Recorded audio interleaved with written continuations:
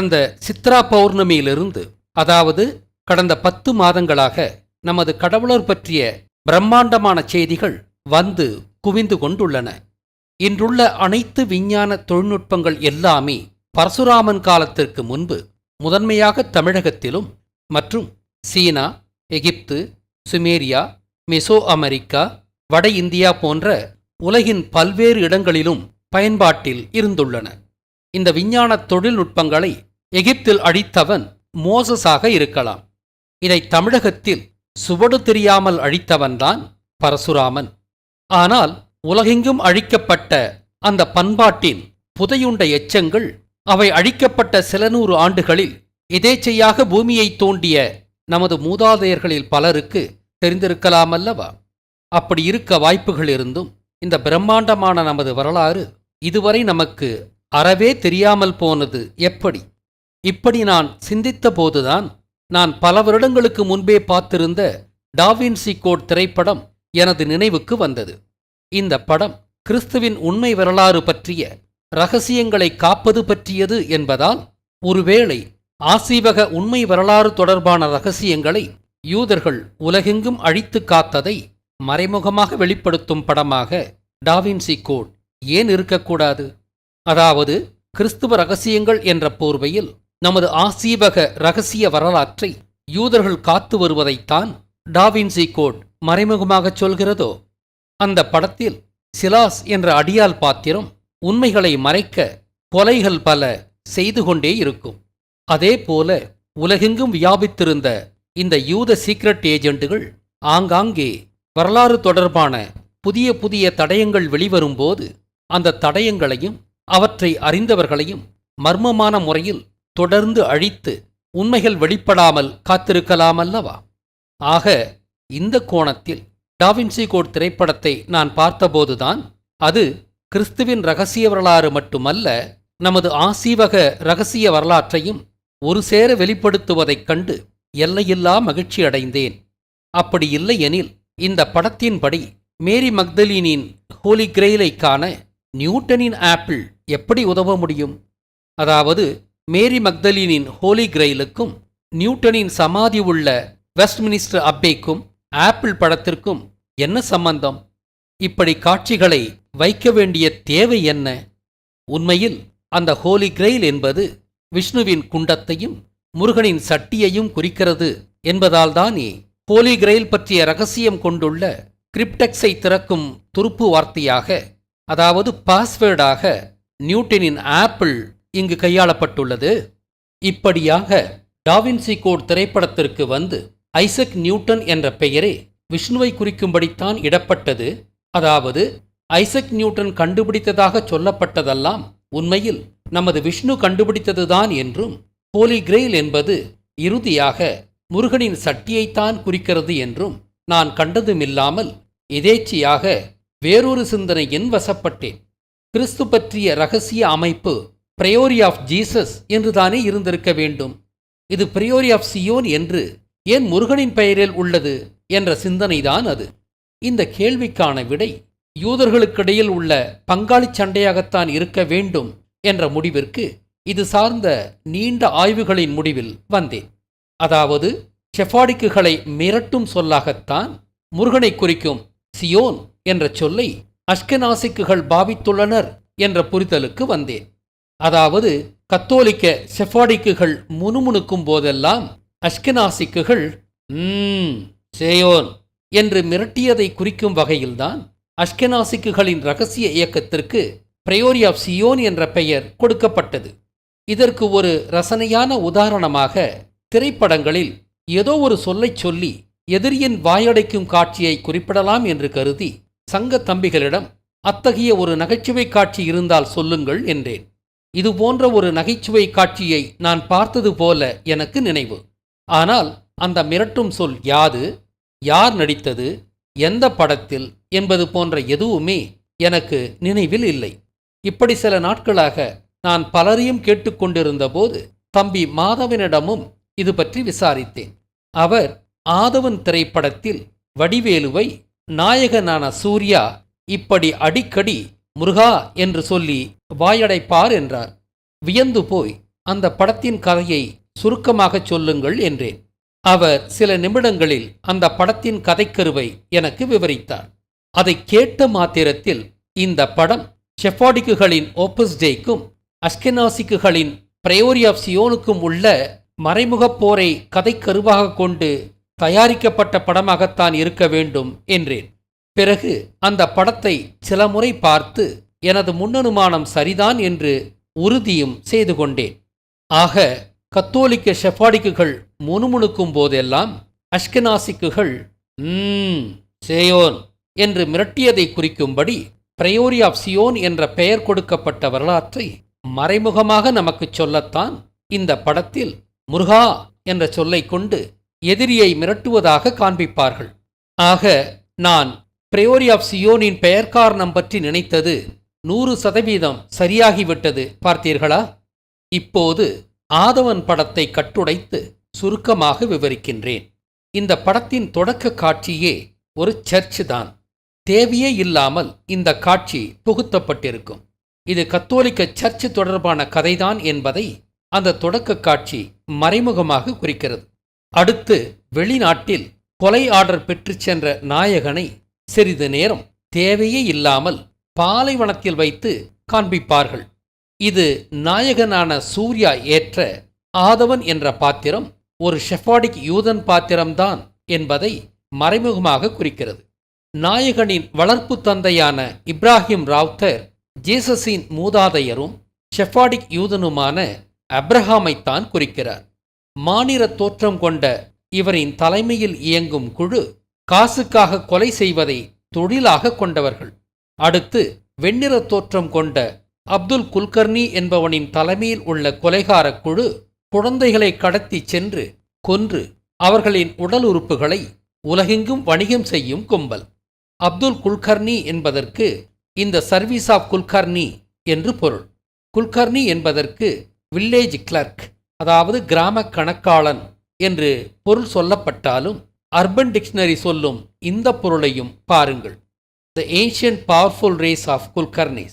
They controlled the entire world and brought upon endless destruction.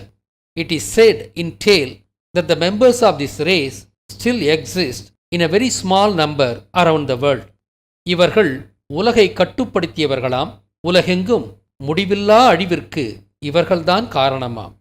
இது உலகெங்கும் சிறுபான்மையாக உள்ள யூத குழுக்களில் ஒன்றை குறிக்கலாமல்லவா?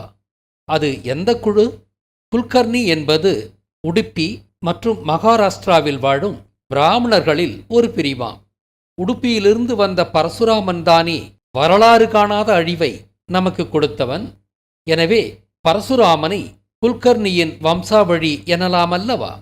ஏற்கனவே ஆதவன் படத்தில் வரும் இப்ராஹிம் ராவ்தர் ஷெஃபாடிக் யூதனை குறிக்கிறது என்று நாம் கண்டதால் இவர்களுக்கு எதிரான அப்துல் குல்கர்னி பாத்திரம் அஷ்கெனாசிக்குகளைத்தானே குறிக்க வேண்டும்.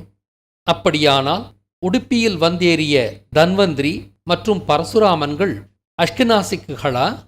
இவர்கள் இஸ்ரேலிலிருந்து வந்தவர்கள் என்பதால் தென்னிந்திய பிராமணர்களான இவர்கள் ஷெஃபாடிக்குகளாக இருக்கலாமோ என்று நான் முன்பு குழம்பிக் கொண்டிருந்தேன். ஆனால் இவர்கள் அஷ்கெனாசிக்குகள்தான் என்பது ஆதவன் படம் சொல்லும் புதிய ஆனால் சரியான செய்தி. இந்த அஷ்கெனாசிக்குகள் 2ஆம் கோயில் காலத்தில் இஸ்ரேலிலிருந்த சாதுசீஸ் என்ற புரோகிதர்களாக இருக்குமோ? அதே காலத்தில் இஸ்ரேலிலிருந்த பாரிசீஸ் என்ற புரோகிதர்கள்தான் ஷெஃபாடிக்குகளோ?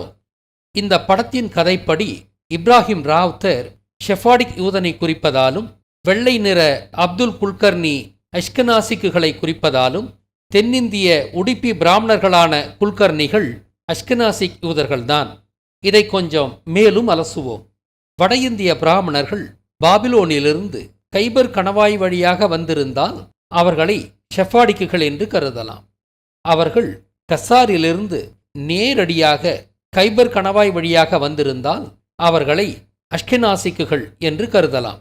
ஆளவந்தான் திரைப்படத்தில் வட இந்திய பிராமணர்கள் வேறு, தென்னிந்திய பிராமணர்கள் வேறு என்று காண்பிக்கப்பட்டுள்ளதாலும் இவர்களில் வட இந்திய பிராமணர்கள் இந்தியாவுக்குள் வந்தது 3800 ஆண்டுகளுக்கு முன்பு என்பதாலும் தென்னிந்திய பிராமணர்கள் உடுப்பிக்கு வந்தது 1800 ஆண்டுகளுக்கு முன்பு என்பதாலும் ஆதவன் திரைப்படத்தின்படி தென்னிந்திய பிராமணர்கள்தான் அஷ்கெனாசிக்குகள் என்பதாலும் வட இந்திய பிராமணர்கள் ஷெஃபாடிக்குகள்தான் என்பது தெளிவாகிறது.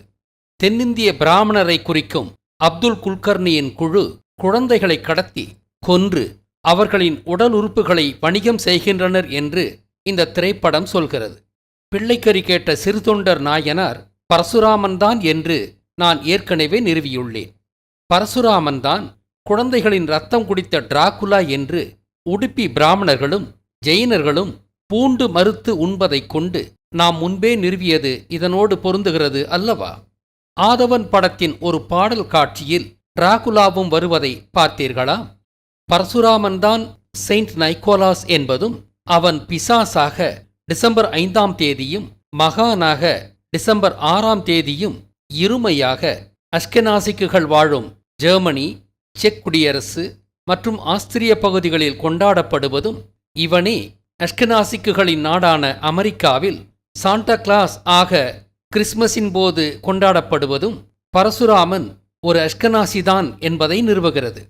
ராமாயண ராமனும் பால்டிக் கடலின் ஆம்பரை தமிழகத்தில் விற்க வந்த மகாபாரத சகுனியும் அஷ்கெனாசிக்குகள் என்பதால்தான் அதே இனத்தைச் சேர்ந்த பரசுராமனாகிய சாண்டா கிளாஸ் கிறிஸ்துமஸின் போது சகுனியின் இரும்பு உருக்காலையை குறிக்கும்படி வீட்டின் சிம்னி வழியாக வீட்டிற்குள் வந்து ராமாயண ராமனை நினைவு கூறும் விதமாக செருப்பிலே பரிசுப் பொருட்களை வைப்பதாக கொண்டாடப்படுகிறது. செருப்பு எப்படி ராமனை குறிக்கிறது? ராமாயண கதைப்படி பரதன் ராமனின் செருப்பை வைத்துத்தானே இந்திய நாட்டை ஆண்டான். அதன்படி ராமனின் செருப்பு தானே நாட்டு மக்களுக்கு வேண்டிய பொருட்களை வழங்கியதாக அர்த்தம். அதை குறிக்கத்தான் செருப்பிலே பரிசுப் பொருட்கள். அமெரிக்காவின் கிறிஸ்மஸில் ஜீசஸை விட சாண்டா கிளாஸுக்குத்தான் மவுசு அதிகம். மேலும் கிறிஸ்மஸ் மரத்தை மேலிருந்து கீழே பார்த்தால் அது அணுவின் வடிவத்தை குறிக்கும்படி உள்ளது என்று தம்பி ஸ்ரீராம் அற்புதமாக நிறுவியுள்ளார். ஆக தியோசாபிகல் சொசைட்டியின் மேடம் பிளவாட்ஸ்கியும் சாண்டா கிளாஸும் அஷ்கெனாசிக்குகள்தாம். இவ்வாறாக தென்னிந்திய பிராமணர்கள் அஷ்கெனாசிக்குகள்தான் என்று ஐயத்திற்கிடமில்லாமல் நிறுவிவிட்டோம். அப்துல் குல்கர்னியின் குழு புரிந்த குழந்தைகள் கடத்தல் குற்றங்களை விசாரித்து முடிவுகளை அரசுக்கு சமர்ப்பிக்க நியமிக்கப்பட்டவர்தான் சுப்பிரமணியம் என்ற நீதிபதி.